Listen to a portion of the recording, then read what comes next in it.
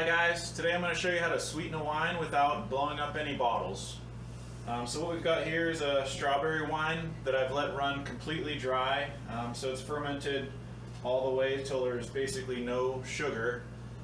And what I want to do is I want to add a little bit of sugar back in. But what would normally happen if I just went ahead and just added sugar is it would restart the fermentation. So if I were to bottle it after I'd done that, it's going to start popping corks and we're going to have a mess on our hands. So there's a couple ways to sweeten a wine without having that happen. The first way would be to just use a yeast that's going to die off while leaving a little bit of residual sugar. Another way that the wineries will use a lot of times is they'll filter the yeast out. Something else you can do is you can cold crash the wine, which is basically when you chill it down to about 30 degrees and let the yeast kind of go dormant and settle out. So those are all fun ways and everything, but realistically in the home, one of the more controllable and easy common ways to sweeten a wine is to just let it ferment dry and put something in there to basically stop the yeast from multiplying. So what I'll use is potassium sorbate. Potassium sorbate doesn't kill the yeast, it just stops from multiplying. So if you have any cloudiness or anything in your wine, you just aren't ready to sweeten yet, because if that cloudiness is yeast, there's probably quite enough in there to cause a little fermentation on its own. So this particular wine has fallen completely crystal clear, just really what you want to see.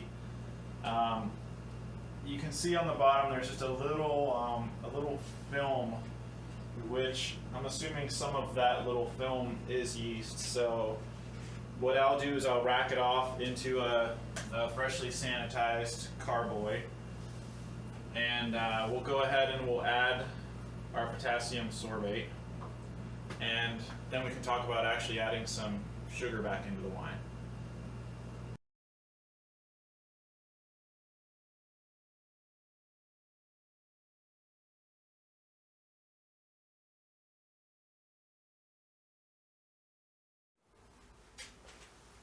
So I've racked the strawberry wine and added some potassium sorbate to stop any rogue yeast cells that might have survived in here from multiplying. What I've added is 1/2 teaspoon per gallon. So we've got about 5 gallons here, and I've added 2.5 teaspoons of potassium sorbate. And you can get this stuff from just your local brew shop, or you can get it online. It's really pretty common if you're winemaking. I've also added a 1/4 teaspoon of potassium metabisulfate, and this is just standard procedure whether you are or aren't sweetening when it comes close to bottling time, because you want to make sure that this wine has at least some aging potential and doesn't try to turn itself into vinegar on you. I did also set aside 1 bottle of wine here, and what I'm going to do with that is I'm going to use that to do some testing, because you don't really just want to blindly add sugar. I mean, you can do that, but it might be too sweet, and once you've put too much in, you can't really take it back out. So what I'll do is I'll use this to try various levels of sugar before committing to it. But what we're going to do next is create some simple syrup. So if anyone's a baker, you might know what simple syrup is. It's basically just taking sugar and water and boiling it, and you end up with a syrupy mixture. So what I'll do is I will take, I'll make it a pretty heavy mix. So I'll do 2 cups of sugar to 1 cup of water and boil it up, and then we'll have something that we can start playing with.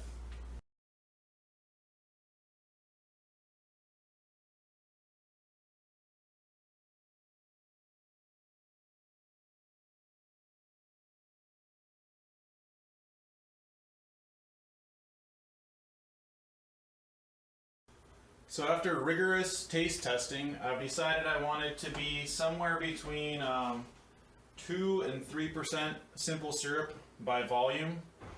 So what I'm going to basically do then is add 2 cups of our simple syrup mixture into the wine. And generally I'll usually go a little bit conservative with what I think, because after you drink, 1 or 2 sips versus 1 or 2 glasses, it usually seems like the sweetness kind of builds up on itself and you end up wanting a little bit less. So I'll add my 2 cups here, and then what I'll do is I'll probably bottle a bottle and refrigerate it to the correct temperature that I'll be drinking it at, and try drinking a couple glasses and see if it seems pretty good where it's at or not. So I'm just kind of swirling it up because I've got enough space to do that. And just kind of degas it a little bit here too.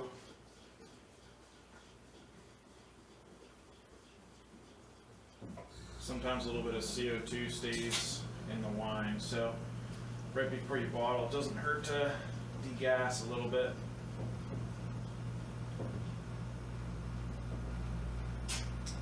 But that's really all there is to it. You just want to kind of ease up to the amount of sugar content that you think you want. Keep taste testing it, and when you think you've got something really good, go ahead and bottle it. But just don't forget to have that potassium sorbate. Make sure those little yeasts don't try to multiply on you and restart a fermentation. So good luck sweetening your wine.